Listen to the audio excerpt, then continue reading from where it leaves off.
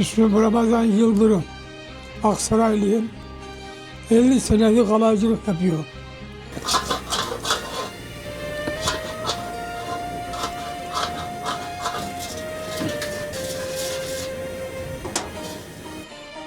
Bu bakırın kalayı lezzetli olur.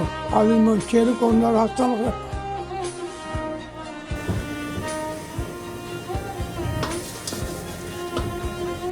Bu mesleğe babamdan veya dedemden kaldı. Aşağı yukarı 10 yaşından beri çalışırız. Kalaycılık yaparız. Köylere de gitmez. Yabancılar gelir, kurşundan yapar, biz iki has kalayla yapar. Birinci kalay, yüzümüz temiz olur.